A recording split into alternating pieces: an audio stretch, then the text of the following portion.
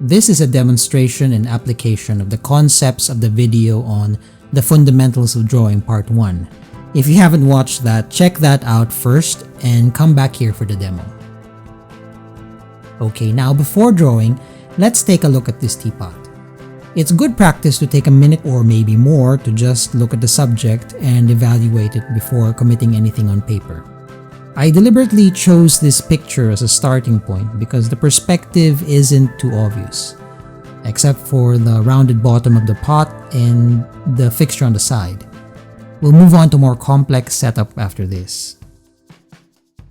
So, what shapes do you see? Where is the eye level of the image? How wide is the object compared to its length? What elements align with each other that you can use as markers? Where is the midpoint of the image? Okay, after taking a bit of time to assess, let's begin. First, I'm establishing the boundaries of my drawing. One big rookie mistake is beginning a drawing and suddenly realizing that you ran out of paper. So now I'm marking the top and bottom of my drawing as well as the width of the composition. Part of your job isn't just to draw, it's to think through the drawing, translating what you see and putting it down on paper, working through the dimensions and relationships of the subject. I'm holding my pencil very lightly and just probing the dimensions of my drawing. At this stage, I'm still trying to understand the measurements of the teapot. So my marks are very faint.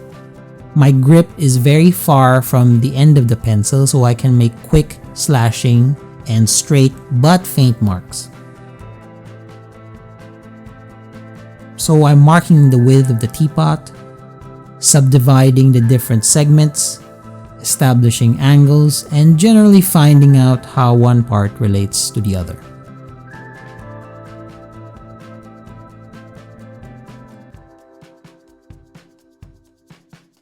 Here I am marking the general angle of the spout.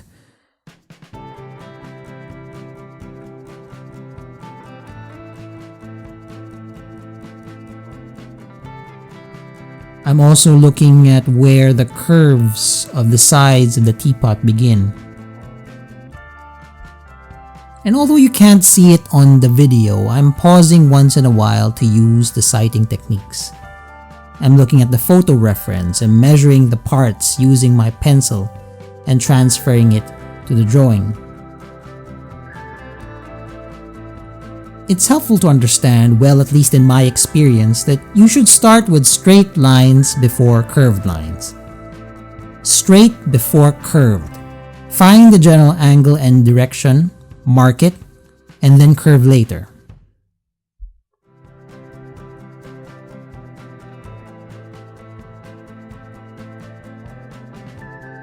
Here I've established the axis of the teapot to check for symmetry.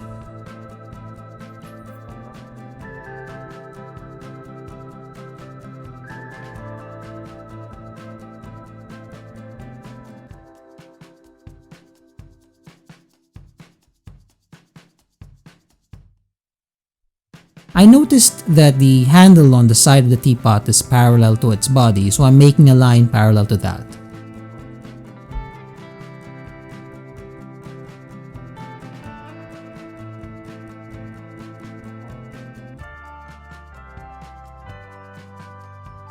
Although it isn't too noticeable, the eye level of this teapot seems to be along the top of the spout. Here I am starting out on the spout.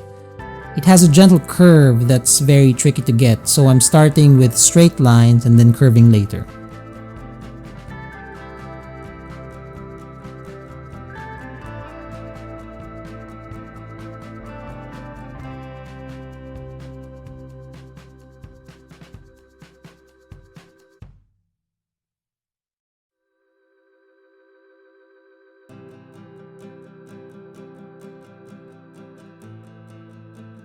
Here I've begun to curve the sides of the teapot.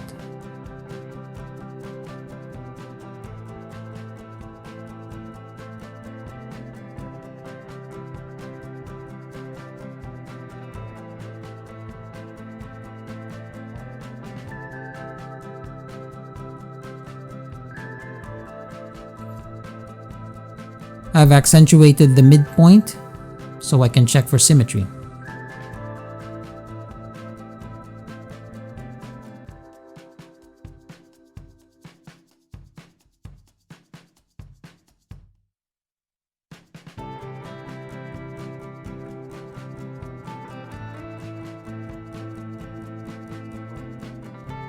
This fixture on the side is angular.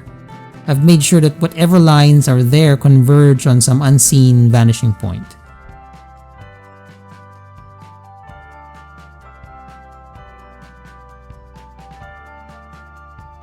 Curving the underside of the handle.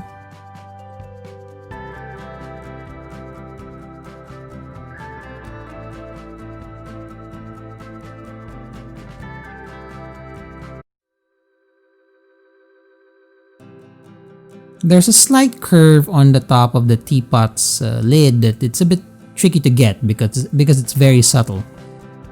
But it's an indication that that part is above eye level.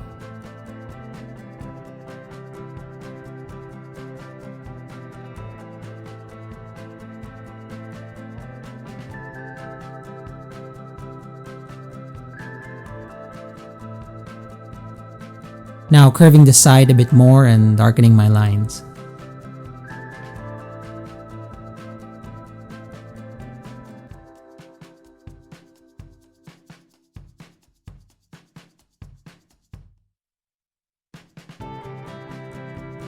Checking for alignments.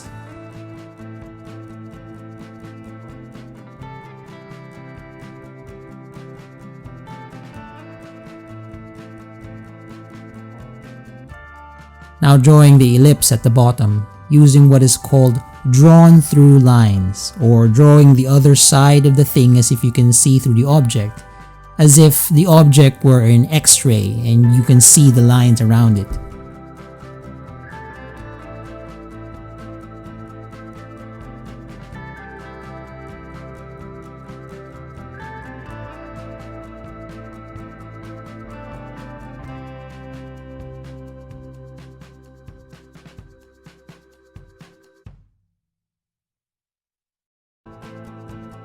Okay, now it's pretty much the refinement stage, darkening my lines and cleaning things up.